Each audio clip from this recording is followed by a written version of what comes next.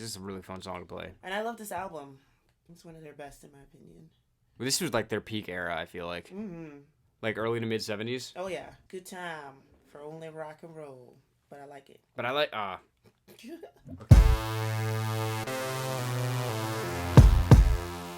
What's up, everybody? We're Side After Dark out of Brooklyn, New York, your new favorite band. Check out our music. Never be. And check out us reacting to Beast of Burden by the legendary Rolling Stones. This was the winner of a poll on our Patreon. If you guys don't know, all of our reactions are chosen by our patrons on Patreon, so go over there, check it out, get bonus content from us, and tell us what to react to.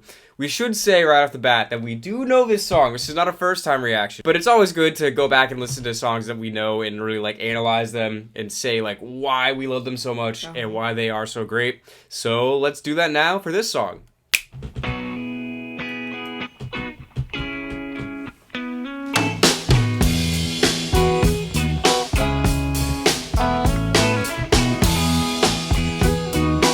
The way the guitars weave in and out of each other. Very sweet sound.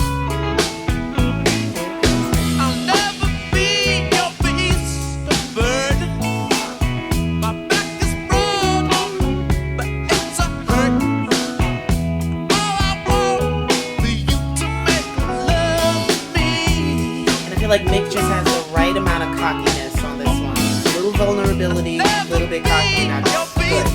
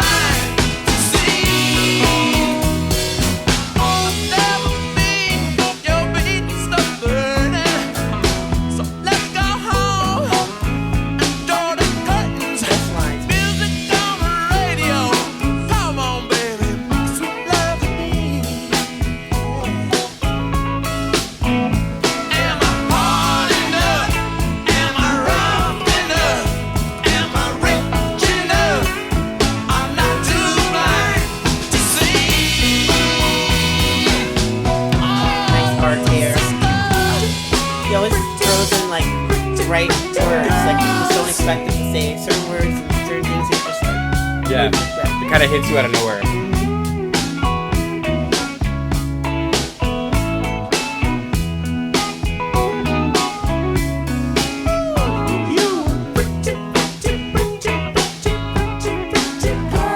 Like how he goes really like with the falsetto here. You don't expect that the first time you hear the song. No.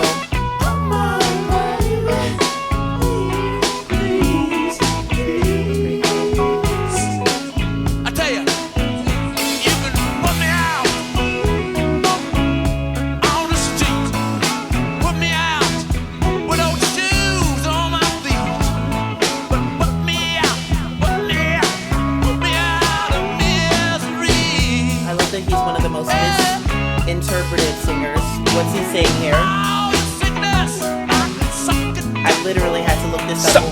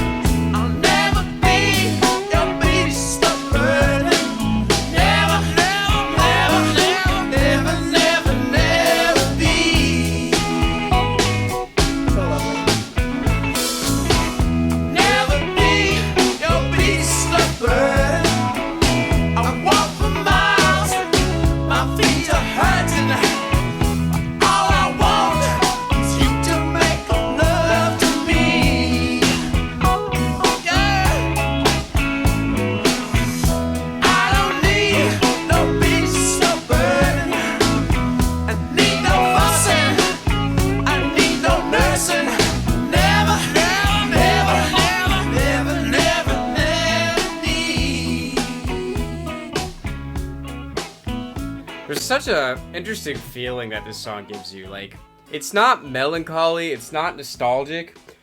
It's just there's just a certain feel to this song that I've never really heard in anything else. Yeah, it definitely evokes a certain type of emotion. The first time I heard this song, it woke me out of my sleep. Like, I had just fallen asleep to classic rock radio, and I was just like, maybe it was like 2000 or something like that, and I woke up to it in the middle of the song, and it was like I was almost in tears but happy at the same time. Like, yeah, exactly. It's like what you sad but said. happy at the same time. It's so hard to describe. I don't know. I love how they fill up the song with the breathing. It's the and this and the woo and all of that kind Right. of like makes the song what it is. Yeah. You know, and in between, like, he doesn't even have to say this, but like before he says his verse, he's like, I tell you, like, you know, what I mean? Like, that's all part of it. And that with the hand, you know he did that. It's You know true. he did that in the studio. Like, I always heard, like, my whole life I've always heard about how great the Stones are, and like I always knew they were good. But the more I learn about them, the more I realize like they are the rock and roll band. I really Like, love this band. you know what I mean? Like, there's just something about them. It's like, it's straight to the point, but also they embellish enough that it's like fun. But it's still, I think this really has to do with Charlie Watts, the drummer. He always keeps it really like this. Yes. So that everyone else can kind of do whatever the hell they want. Yeah. But he's always, you know what I mean? Yeah. I love that on stage, on camera, in studio, they're okay with making fun of themselves, you know, and just having a real good time. I It's mean, not look at just this album cover. Exactly. It's not just about good music. It's like they're having a good time at the same time. Like, you know. Yeah. And the thing, you know, we've heard other songs from them, and there's some songs I've heard from them, like the drums are really what make this song work. Like, you know, the vocals are really what makes this song work.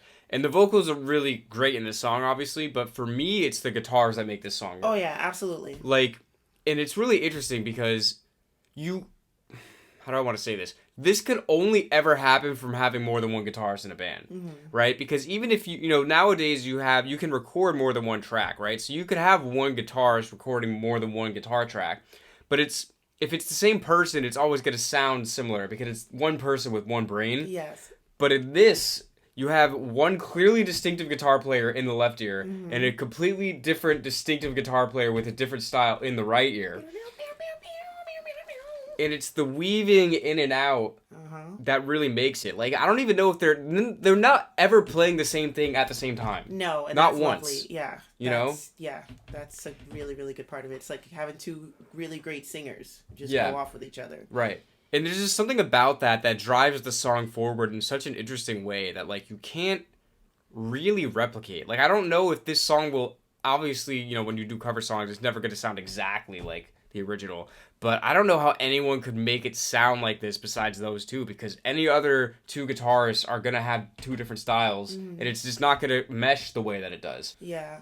And what I love about bands, I love about being like, okay, I remember I said I wasn't like a huge Beatles fan, but I'm a huge Stones fan. And what I love about big bands like this that came about at like the peak eras of rock and roll is that you could spend your life discovering them. And that's what I Right. actually want to do. Like, I Right. don't need to know every single song when this album was made. Like, I don't need to know that right now. Like, you know, I need to know it in the course of my life. I need to rediscover some songs from this album 4 or 5 years from now. They'll find you. Yeah, you know? Yeah. That's a good thing about bands like this. Yeah.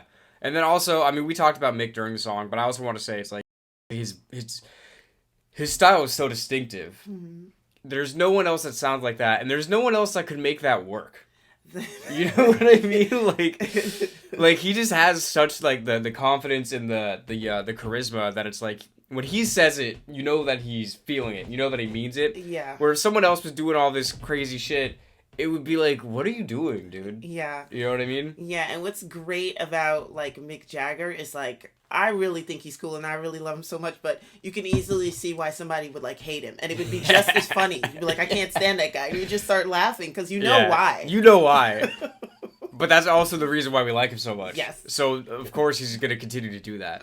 And that's what makes him him. And that's part of what makes Stones the Stones. Yeah, all of them. Yeah, true. You know? So, Rest in peace to Charlie Watts.